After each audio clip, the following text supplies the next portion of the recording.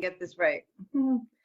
Well, it's Wednesday, April 15th, right? And I got that date right. And we are in week 5 of the COVID-19 pandemic. And I am excited that you have decided to take the time to sit down and talk to me about all that's happening.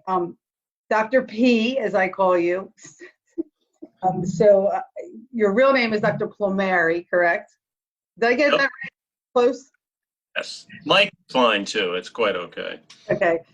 So he is a clinical psychologist with over 20 years of experience, but truthfully, I will just say you are very near and dear to my heart. You're my therapist, saved my life, changed my life, taught me what it means to do the work and do the hard work. So it's just so cool that you said you would do this with me today. So I appreciate it.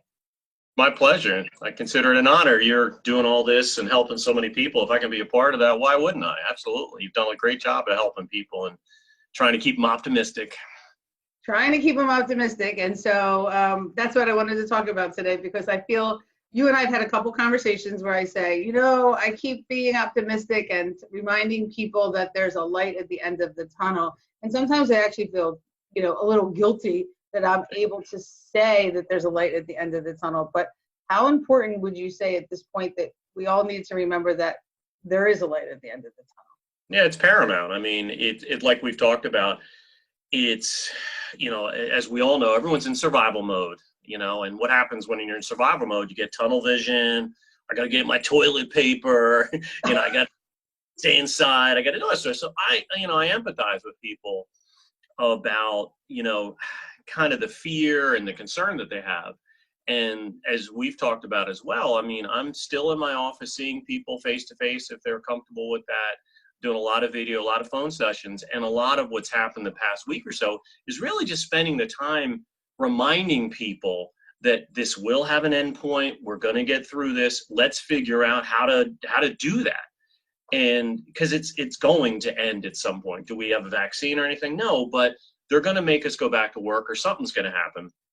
And so how do we stay positive and grounded during the whole process, which I know you spent a lot of time talking to people about. And yeah, I'm definitely in the camp of people that are very positive and optimistic, because we need to be. What other choice do you have? You're going to sit around and, just bemoan each day? No, you can't do that. As I often say, Lisa, it's a place to visit, but it's not a place to live. And so each of us, this journey, we're going to visit those dark places. Oh my gosh, is this ever going to end? I'm tired of living with my kids all the time. I'm tired of this. And we're entitled. We're only human. You got to visit those places, but we got to reside elsewhere. And the question that you and I are talking about is, how do you reside elsewhere most of the time? How do you reside in a place that keeps optimism and positivity? And, each person's a little different, and it really comes down to their personality style and figuring out what fits for you, because I think it's unrealistic to tell an introvert to go outside and to do all the stuff. Maybe that's not their style. So anyway, yeah, so I'm really going above and beyond to remind people of staying positive and optimistic. It really isn't, it's paramount to answer your question in the long answer. Oh, I think what's so interesting is, like, for me, you and I've talked about this too, I never thought of myself as having anxiety, right? And so when this first started, I called you and I was like, oh my God, I think I have anxiety. And we've had lots of conversations because I have people in my life that I love dearly who do suffer from, well, I guess we would say clinical anxiety, clinical depression. And I've never been able to understand, like, what does that feel like? What does that look like? And I feel like now might be a time where a lot of people who couldn't understand what anxiety feels like, maybe they're getting a taste of that. Would you say that that's accurate?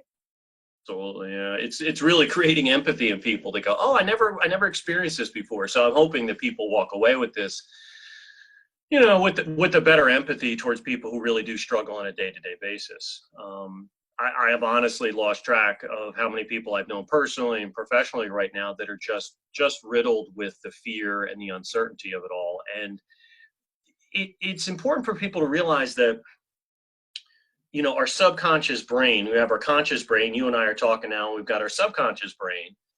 And in the subconscious brain, there's so much percolating. And that takes up energy, that takes up space, that takes up our emotional well-being sometimes. And so even though on the surface we seem to be thinking we're okay, but underneath we're worried about all those things. And by being optimistic and doing the things we need to, it helps kind of soothe that stuff that's percolating under the surface so it doesn't flood to the surface in its weird sort of ways of creating anxiety and tension in people. So going for a walk or engaging with your family or getting the sun on your face, whatever it may be. I mean, again, there's no magic answer, but those things go a long way towards, healing that undercurrent underneath all of us, the part that makes it difficult to sleep, that may make us gravitate to food, all those types of things. So we really got to work at it. This is a time, if we're going to work on something, work on mystic, work on being positive, because that'll go a long way towards addressing that voice that lays below the surface. It's kind of like, yeah, but what if? Yeah, but what if? Yeah, what if? Well, we all have that voice anyway on a regular basis. So what's happening now, I think it's like, I always say it's little Lisa. I have little Lisa that like wants to be negative and talk to me and tell me that I'm not this or I'm not that. And I'm like, yo, watch out. Step back. But we all have that. So what's happening now is people are hearing it in a louder voice. And it's even, I keep saying that the people that I'm working with, that we're talking to, my friends, they're not the people we knew 5 weeks ago. It's a different level of, there seems to be a different level of fear and I don't want to say unhappiness, but there's definitely fear. It's almost like a dull blanket on the world right now. And so the people like myself and other people who I still believe we still have to find the joy in every single day. We all know somebody who's either has been diagnosed with it, has been themselves who were sick, and even the people who are watching this right now who might have COVID-19. From what I understand, you got to take your heart, body, and soul and fight off this virus. So, it's like, I guess the message I really want to get across to everybody is that it's okay to find joy. Yeah, very so. It's imperative. You have to. You're not doing anything wrong. You're not disrespecting those that have been sick. You're being healthy. You have to. And I've known some people, like you said, that are afraid to laugh. They're afraid to watch funny TV shows because again, it's that whole concept of fear. And something a psychologist we deal with all the time is people who have fear of different things. And fear overrides logic a lot of the time. And a lot of people are going to focus on the story they heard about somebody in Wisconsin who got sick, who's their same age. And we hyper focus on things that we relate to, even though those odds are pretty unlikely. So you get so locked into that, you forget or don't give yourself permission to have fun. And I think it's great to play games and enjoy your kids. You're not doing anything at all negative. We have to infuse positive, whatever that is. Now, granted, I've heard a lot of this, and that is there's a lot of alcohol use, some drug use, and some other. And, when we talk about finding your happiness or your joy, I would kind of encourage people to be a little selective with that. But no, absolutely, do not be afraid of being happy. Do not be afraid of having a good day. It's okay. Yes, there are people dying. There's tragedy, but we got to remind ourselves, Lisa, that this happens all day. People are dying of cancer every day. People die in car accidents every day. We've got death and potential stuff going on around us all the time, but we put on the blinders and we live our life, and we have to learn to be able to do that a little bit more. And that's not disrespectful or turning a blind eye to the problem. You can be aware of the problem and regard it with respect, but go about your business and live happily as productively as you can under the constraints that we have now.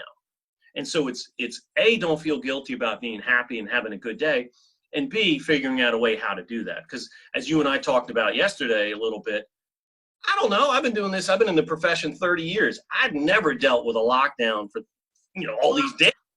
So anyway. Right, that's what I keep saying. Nobody knows, nobody's got the magic answer for this. And many of my colleagues will try and tell you this, that, they don't know. I mean, they don't know any more than I do. I'm humble enough to realize that we have a good sense of, from our reading and our education, some general ideas, but I'm learning as I go. You know who I'm learning most from? The people I'm working with. They're teaching me what it's like to be home for 5 weeks in a row. They're teaching me what it is like to be positive. They're teaching me what to avoid, like the drugs and alcohol stuff. So I'm learning as much as anything, but I want to disseminate that. But I also understand from a concrete perspective, just historically, positivity and optimism and being able to laugh is necessary at this time. It's funny. I keep saying how lucky I am that I'm home with my 16-year-old son, because my 16-year-old son is a lot like me. He's very gregarious. He's very outgoing. He wakes up in the morning. I would say we're going into our 5th week. Maybe there's been 2 days where he's been like, ooh, like a bear, but rightfully so. We all have our moods and we respect our moods. But what I keep thinking about, I guess my heart is out to the folks that are home by themselves, and they're like, oh, it's easy for you to say, you're with your wife, you're seeing your patients, I'm working, with my company. What advice could we give to people that are home alone day in and day out? Because that can get pretty tiresome after a while. Well, my advice would be, in a weird sort of way, that I'd start off by thinking, do we know anyone that's home alone? Because I make it a point to reach out to them. I got a couple people I'm working with that whether I talk to them once a week but in between that, I'm reaching out to them because I know they've got no one else. Now, I'm not anything, oh, I'm so special. I'm just thinking, oh my gosh, this 82-year-old woman is home alone. She's scared to death. She's got very little family in the area. So I think the first part of it is, do we know somebody that's home alone? And let's figure out how to reach out to them, because giving them a voice, these couple of these people I talked to, Lisa, all I got to do is just, hey, Mary, how you doing? Just the mere fact of me calling and then giving them 20, 40, an hour and a half to vent is they need to know that they're not alone, that people care about them, somebody's infusing them with optimism. So that, I think, is number one. Number two would be just, if I'm home alone, get away from the news. We can't watch too much of the negativity. Turn off the TV sometimes and figure out ways of tackling things you haven't done in a while. Get out and put your face in the sun. There's a lot to be said about a nice sunny day. But and make sure you reach out to your family. Do not isolate. If you do have family, you have friends, don't be afraid to reach out to them, because even if it's every day, I think that's important. If I'm home alone, because I could really get caught in my own head, and by reaching out and talking to people, go for a walk around the neighborhood if you can. I know some people are infirm. So those are just general ideas. I'd like to add, if you're going for a walk around the neighborhood, what I'd like to see people do is start waving to each other. No. It's like when I go for a walk, I'm saying hi to people. I go to ShopRite, I'm saying hi to people, just to be that person that might be the one that says hi to somebody because somebody maybe didn't say hi to them all day, or wave to somebody. Because I think that COVID-19 is not going away anytime soon.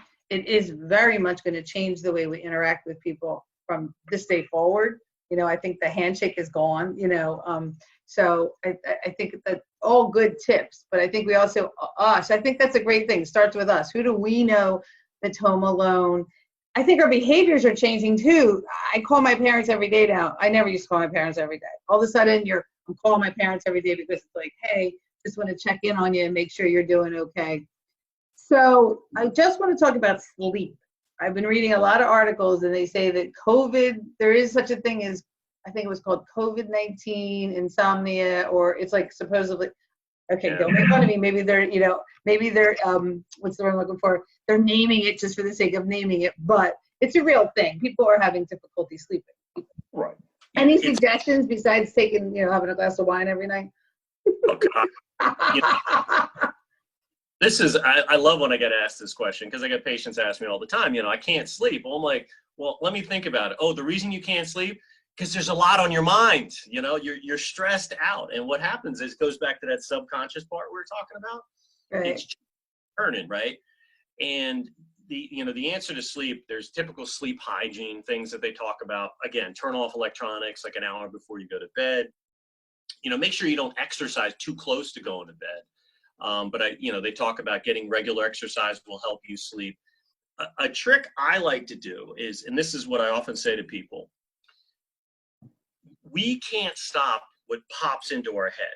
It's been proven that, I get weird thoughts, like I will spare you the details, but I get weird thoughts pop in my head, right? It's like somebody throwing you a football, right? It just happens. We all have it. We can't stop. It's a phenomenon none of us can stop. But what we can do is not catch it and run with it. And what happens when people are trying to sleep a lot of the time is they latch onto something and they start they're churning on it. Well, what if, what if, what if? And so what I'm encouraging people to do is a couple of things.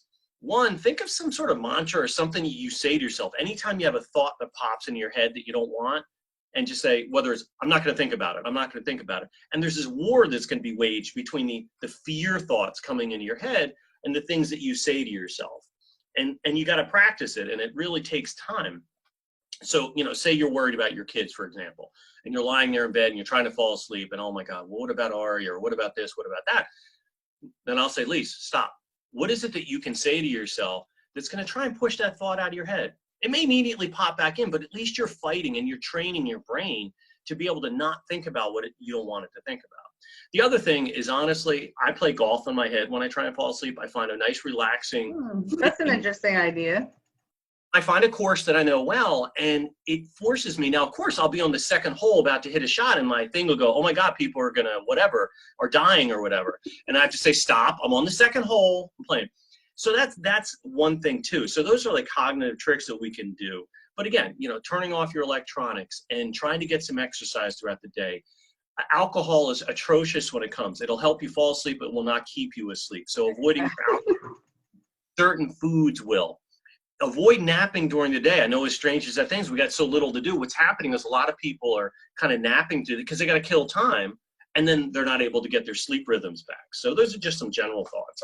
I have been going to bed every single night at 9:30. I'm in bed. It's my normal time anyway, right? But now I'm like, oh my God, I got to be in bed by 9:30 because I then get up at 6. It's like the structure for me right now has been working, and it's really interesting because I always knew I liked structure, but I'm even doing it on the weekends, and I'm realizing that I'm thriving on this amount of structure. Get up at a certain time, do this, do that, because it's just helping me. But even still, even with all the structure, even with working all day, taking care of my son, doing everything I need to do, I still get in bed some night and I can't sleep. I'm just again, like we said, sometimes, and it's just something we have to learn to live with. There is no magic answer. People have been studying for a long time. That's why people take their benzodiazepines or alcohol or something to help them. But as we were saying that, it made me think of something else that we're noticing a lot of more, and that I think I even mentioned you. It's the concept of powerlessness. What's happening right now is that as humans, we don't like to feel powerless and out of control. And so a lot of this, what's keeping people awake at night, is the lack of information. When are we going to go back to work? We feel powerless. And so another thing to help your sleep is during the wake hours, grab a piece of paper, grab something, and start writing down, what do you think's keeping you awake at night? What are those thoughts? And so while you're awake, not when you're sitting there in bed, but what am I fearful about? What am I feeling powerless to? And so you put that in one column, and the next column, you think of a rational counter argument to that. This is never going to end, maybe. Oh my God, I feel powerless. Okay, well, draw a line and say, okay, this will end. And so sometimes when we're awake or during the middle of the day, when we're rational, write down those kind of things that are keeping us awake and then challenge them a little bit. And then we can work on them when we're in bed. Does that make sense? It makes excellent sense. I think it's also a matter of, I talk a lot about in the morning, I do that morning motivation, and I talk a lot about the importance of creating your morning and creating your day, positive mantras. I'm the queen of mantras, getting at, creating your list of living in gratitude, which we all should do. And what's interesting, though, I think is what we need to also remind people is the way you protect your morning is the way you should protect your whole day, especially at nighttime. I created like a best practice because, it's just Ari and myself. So one of the things that I'm doing to help, calm me down is I put on my like yoga kind of music in my room at night and help me, drink some tea. But there's also some people that I won't talk to 5 hours before bedtime. I know there's people that I can talk to early in the day, but after 3 o'clock, I protect that time. Does that make sense? Absolutely, yeah. They're going to rile you up, and they're going to have the negative thinking and the, day and stuff like that. You're very smart. That's a great idea. Well, there's also people that always want to make it political. At this point, I really don't want to make this about politics. Me, I'm such a touchy-feely person. This is more about emotion and how can I help people? How can we help people get through this time? Know that it's okay to find joy. So the thing that I find interesting, and maybe your patients are sharing this with you as well, is that you wake up in the morning and maybe your throat hurts a little bit, right? And then all of a sudden you're taking your temperature because you're like, oh my God, I have a sore throat. Well, it could be allergies. Oh no, but it could be COVID-19. And then you're taking your temperature and then you're like, oh my God, I think my back hurts. Well, maybe your back hurts because you've been sitting around all day and not doing anything, right? And then you go from 0 to, I have it and I'm going to be on a ventilator and I'm going to die. Right? I think you and I had one of those conversations in the very beginning. Yeah, okay, right, yes.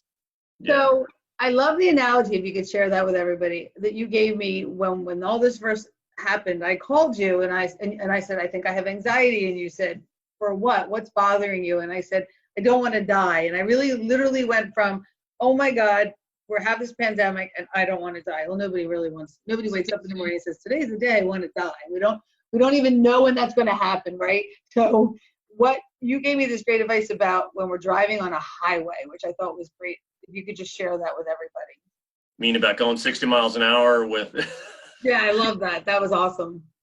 Yeah, I mean, I chuckle because I've been guilty of this myself. But yeah, people, they think they're going to die and this all is going to happen. And so when they come to my office, they're like worried about all these things. And I'm like, well, how did you get to my office? Well, I drove.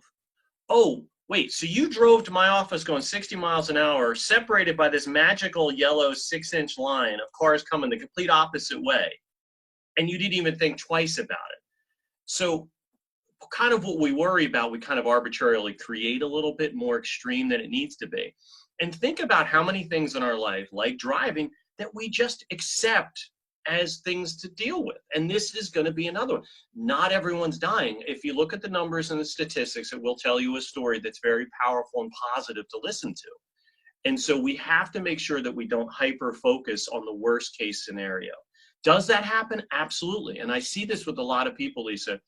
One of the things that I try and talk about is that you, me, most people I talk to, the things they worry about aren't weird.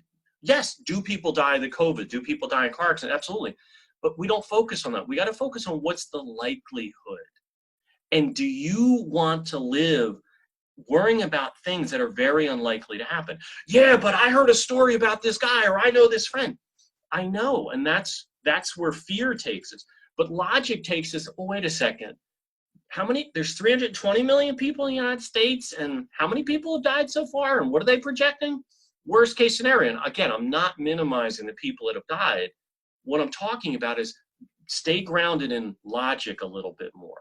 And so when you start worrying about, I'm going to die, whoa, sir, girlfriend, there's like a lot of There's a lot of steps before you get there. But what's interesting is what I think you said too earlier was about people die every day, not of COVID-19. People are dying every day of an abusive spouse that kills them, a drug overdose, surgery, cancer, every single day. But what I think is most interesting too, and I really want to talk about it before I let you go, and I promised it would only be a half hour, but I'm just going a little bit over, is that the idea that we have control.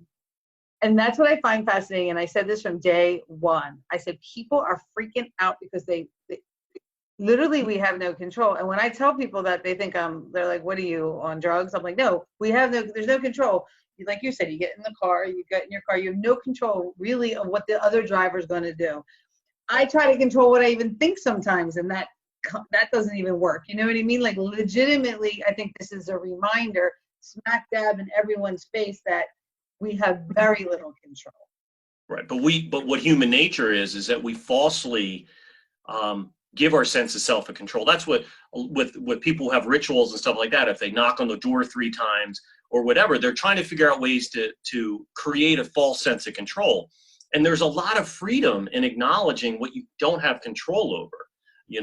If you can recognize what you do and don't have control over, it really frees this up. It's scary, but once you realize that you don't have a whole lot of control of a lot of things, and it actually can free us. And I think that's where there are a lot of optimism can come in, is just being able to go, you know what?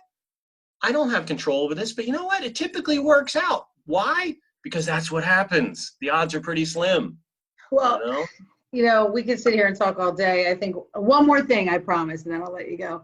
There's a lot of people that are out right now, a lot of seniors in high school that are, not getting their high school graduation, not getting their prom. Like their last day of school was probably in March. My son is 16. He's not playing his baseball, season. I heard today, rumor, someone told me we might not even have a football season, which, I miss sports dearly. We're all missing something, right? But what could we say as parents to our students, if there's any words, or what could we do to maybe help them get through this difficult time as well? Because my Ari, it wants to be a pilot. So he was sitting in his room yesterday and he's studying every day. He's studying for 2 hours. He's studying a different chapter to take his exam. And I walked in and I said, "Oh my God, I'm so proud of you. You're taking the initiative to make something positive out of when you really wouldn't have had this opportunity to do this, because you would be out on the baseball field right now playing baseball." And he looked at me and he goes, "Thanks a lot, Mom." You know what I mean? Like, I was saying a compliment, but then it kind of fell in my lap right there. But it's tough being a parent and trying to keep your kids optimistic at the same time. Yeah, I think there's a little odd too, is that part of being optimistic and helping them is not always being a cheerleader. It's acknowledging their hurt and their pain and allowing there to be the first part of that conversation to ask them how they are doing. And again, like we were saying, it's a place to visit. Allow them to be sad. You and I, we've had senior years of high school, college, or whatever. And I think we need to allow them to grieve. We need to allow them to feel that disappointment. Because imagine you're a freshman in high school and you anticipate senior year. So I think we want to avoid just being a cheerleader without any real basis into that. So part of we do that is let's validate what they're feeling and then come up with creative ways to help celebrate or recognize a lot of these things. Because people, what I've seen on internet and stuff like that is people finding creative ways to celebrate birthdays and stuff like that. But yeah, I think we really need to give them some time to really feel and know that they're supported and that, their senior trip has been canceled, all that sort of stuff, that we get it. And what we're going to do is try and do everything we can to support them through that. That's what I've been trying to do. So when it first started, like, he was like, "Mom, baseball season's just going to be over." So we did like a theme night or a theme day, and we wore Philly shirts, and we had, everything you eat at a baseball game. We ate. It was very fun. We watched movies. So I'm trying to, do my part. But speaking of birthdays, it is my birthday this week coming up. So, and you know me how many years now? Let's see. I met you about 10 years ago, maybe. It's got to be more than that because I wrote my book when we were working together. The gray hair is from me. So it's funny because it's my birthday, and I said, do I want to go on there and do motivation, talk about my birthday, blah, blah, and my social media person was like, "You absolutely do, because people need to know that you can still celebrate your birthday, So I ordered myself a cake.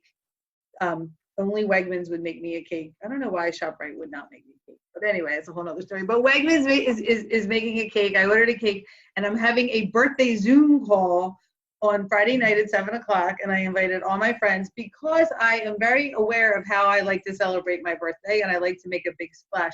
So I think we should wrap it up and let people know that it's okay to celebrate their happiness. I think that's the way we should let people know that. Absolutely. I'll leave you with this, and this is a little bit of a preachy thing, but yes, it's imperative that we celebrate these things. We got to acknowledge it. We got to find the joy. We can't let the fear and worry of something override everything. I know it's hard to do. The other thing I want to say is that you and I are talking about the average person right now. There are a lot of people locked in domestic violence situations, addiction, child abuse. There's a whole subset of our population that's really hard to spend the time talking about. Those are people my heart goes out to as well, because you're locked in a house under just very difficult circumstances. And so, as you and I have talked about, we are in business. My colleagues and I, we're working. I've been busier than busy, but I want to remind people that there's help out there, even if it's done on phone or video. But there's no reason for anyone to suffer it alone. If you have no one else or you want an objective person, reach out to us. We are here. We are essential. And I think it's just really important for people to understand that. And I know you've spread that news, and I think more people need to understand. I also appreciate that, people get so clamped down that they don't know what to do. Well, pick up the phone and we'll help you. But I like your message, Lisa. I really appreciate the energy, because you're spot on. We need to be positive, because what's going to happen 3-4 months from now, the sun's going to be bright, it's going to be warm out, and we're going to get past this. And it's a matter of, how do you want to get past this? Do you want to just huddle in the corner and just wait for it to be over? Or do you want to live as comprehensively as you can in the meantime? And I really like your message to let people go ahead, laugh and live. It's okay. We're in the midst of a tragedy of sorts, but it shouldn't preclude us from smiling as well. I think that's a great way to end it. That's But I right. just want to say one more time, I think, thank you so much for taking the time to do this. I'm sure after people watch it, they're going to say, bring him back. So I'll probably do it again. But I definitely think it's important that everybody remember that there is help out there. And if you need help, to reach out. And I'm sure there's many of 1-800 numbers that we could put up and talk about, and just even just reach out to your friends on Facebook, on any social site that you need help with. So thank you very, very much. And I'll talk to you soon, I am sure. Thanks for having me.